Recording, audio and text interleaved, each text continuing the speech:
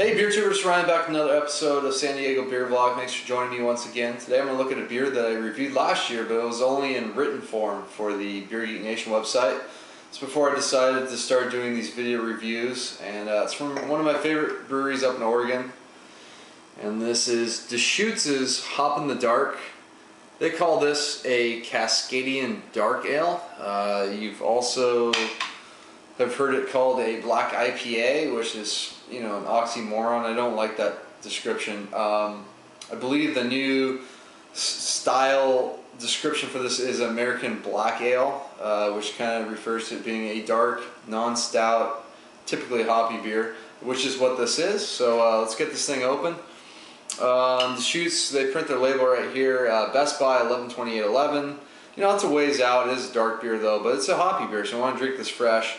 And it's 6.9% and around 70 IBUs. So I haven't looked at what I wrote last year, and I believe last year when I did the written review was probably the last time I had this beer.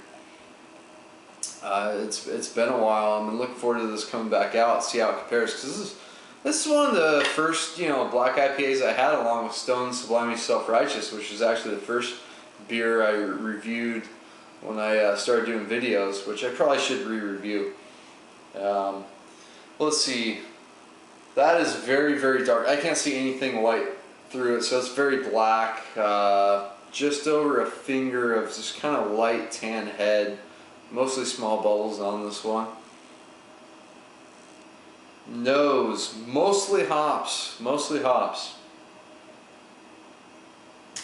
There's some earthy, piney, citrusy notes going on.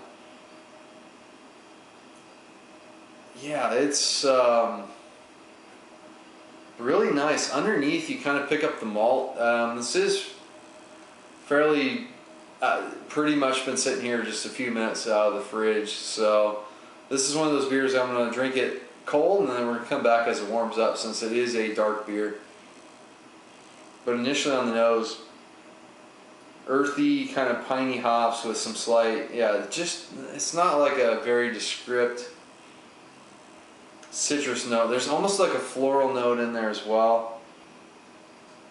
Kind of like a sweeter, I think they dry hop with Citra if I remember right, which kind of makes sense because it does have that kind of lighter, fruitier, almost tropical fruit note to it. Kind of like a white grape almost character to it, like a kind of like Nelson, but not quite. And underneath, you can kind of smell a little bit of maybe like a caramel roastiness to the beer, but you know the aroma cold with the malt, you're not getting a whole lot. So let's give this a try on the cool side. Cheers.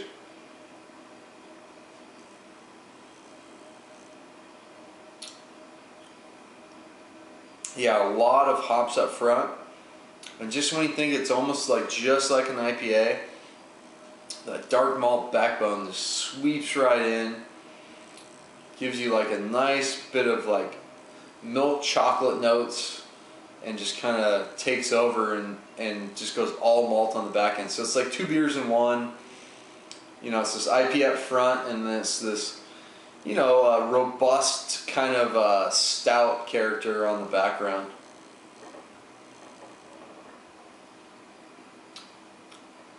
Up front, the hops, you kind of have it's kind of between like an earthy, spicy, piney note.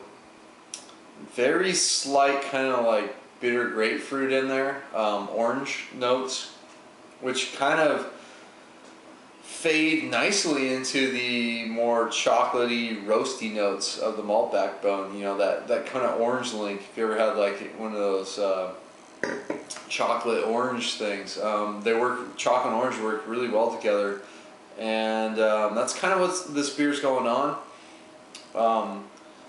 For almost 7% beer, mouthfeel's pretty much like just straight medium. It's not very thick beer, but I'm gonna let this thing warm up, and we'll come back and see how it's tasting in a bit. Okay, and I'm back with Deschutes' Hop in the Dark. This is their Cascadian Dark Ale, Black IPA, American Black Ale, whatever you want to call it. Anyway, really enjoying this beer. Let it warmed up a bit more. It still retains good hot notes up front. What I was describing earlier, it still remains. There's still a good amount of bitterness on the palate. More so than kind of remember. A lot of black IPAs that might have a lot of hot bitterness up front, and then your palate gets used to it, and you let it warm up, and that kind of fades away. It's still pretty hoppy beer for me. And the malts come up, get a little more chocolate, a little more coffee going on. There's a bit of like a toastiness that comes out in there as well, probably from the base malt. Just touch of caramel notes on there as well.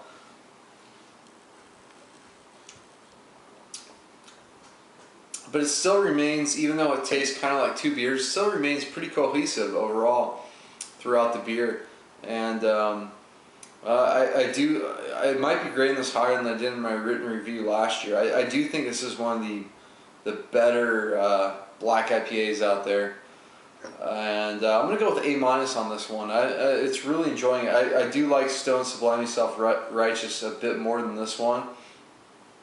And Stone's upcoming 15th anniversary is, it's a doubled version of this. So can't quite compare it, but this is definitely one of the better, hoppier, dark stouts or porters, which is what I like to think of it as out there. So I recommend picking this up, especially in season right now. It's the fresh seasonal from Deschutes right now. So go pick up Hop in the Dark if you think you would like a darker beer that's hopped up. It's probably one of the better ones out there. So let's go wrap it up for this review. Until next time, please comment and subscribe. Cheers.